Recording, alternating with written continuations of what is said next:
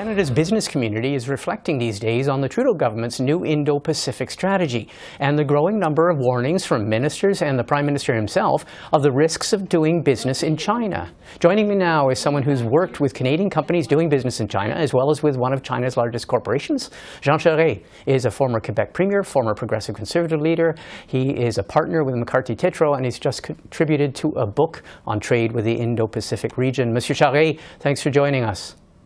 Thank you very much, Mr. Singer. Let's look at I mentioned the warnings that are coming now fast and furious from the Trudeau government. When she announced our new Indo-Pacific strategy, Foreign Affairs Minister Mélanie Joly said Canadian business people, and you represent many of them, should go to China, quote, clear-eyed. And her quote is, the decisions you take as business people are your own.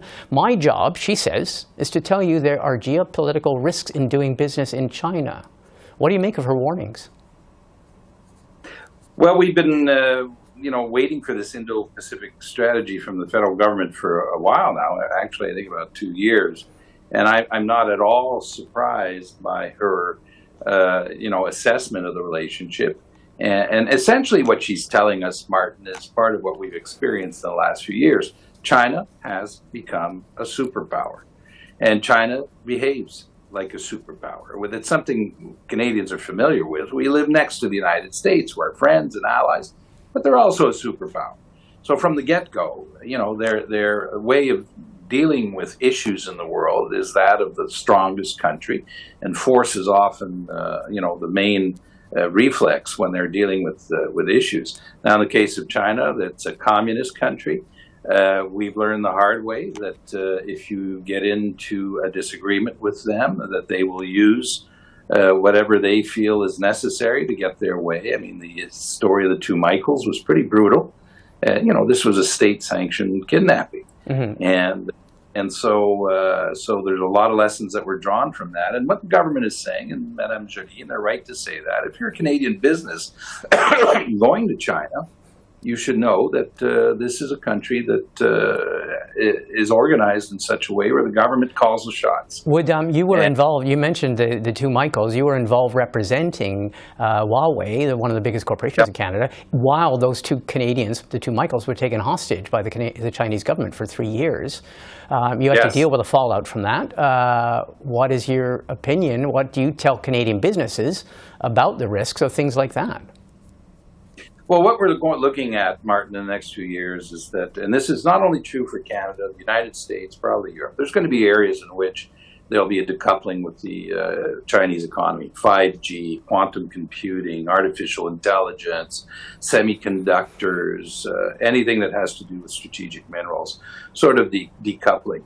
And the areas like, medical products, as we learned during the COVID. We will not want to be totally dependent on the Chinese supply chains for our own needs. There are areas like that. Then there's other areas like natural resources where there isn't that, immediate national threat or threat to our security. So we export canola, we export pork and beef and iron ore, and I think that will continue. Of course, it should. But in other areas, we're going to fence them off for national security reasons. As you mentioned, China is a superpower. As you also mentioned, China uses brute force and takes hostages and uses hostage diplomacy, which we have denounced.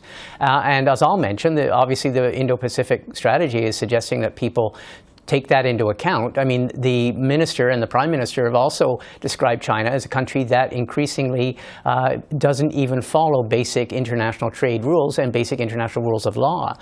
You have clients who are interested in or are in China. The government seems to be suggesting we should try and divert business from China and go to other places like India and Southeast Asia. There's no single answer. I mean, there's no absolute answer for all of this, Martin. It depends on what business you're running, how you run it, and who you deal with.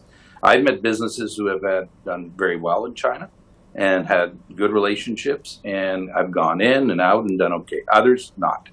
And so there is no, made in advance answer to your question. Companies have to seek advice on who to deal with and how to deal with China. But we're going to continue to work. We're going to continue to sell pork. We're going to continue to sell beef and canola and iron ore.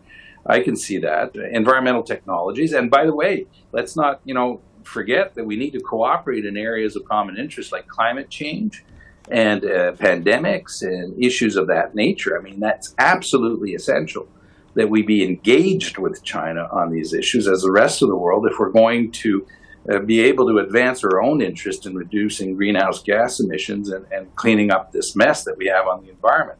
Okay. So it's going to be tough. But we've gone from sunny ways on the relationship with China to dark days with the Trudeau government, and I think the assessment they're giving is right, and they're giving a solid warning to Canadian businesses that this is not an ordinary country in which you're going to be. Last question. We saw at the G20 summit, Prime Minister Trudeau actually spoke with President Xi. He actually said that we were not happy at all about Chinese intervention and interference in Canadian affairs. In a subsequent conversation, the cameras and the audio captured President Xi saying to our Prime Minister, mocking him, or not mocking him, but downgraded him, berating him, and saying there would be consequences. You mentioned beef, you mentioned canola, you mentioned pork. Well, we've seen multi-billion-dollar embargoes of those products. Should we expect retaliation from China? I don't think we'll see retaliation in the short term. I mean, that episode was very fascinating because it was unscripted. The Chinese do not like to have their president intervening in any form in an unscripted way, and I don't think there'll be consequences. But the whole episode, Martin, went around the world. I mean, I saw it in the French newspapers and Spanish newspapers, in the American and British, because it was so unusual. But at the same time, it's important that we stand up for what we believe in and in our values, and that's what we expect from the Prime Minister. And one thing that's extremely important: Canada cannot tolerate any foreign intervention within our democratic processes and our domestic politics. I mean, that is unacceptable, no matter where it comes from and what form it comes under. And so in that respect, we are very right to send very clear messages in regards to the fact that we're not going to tolerate any type of intervention in our domestic politics. Okay, Monsieur Charest, always interesting. We will no doubt have a chance to speak about this again. Thanks for speaking with us. Thank you, Martin. Bye-bye.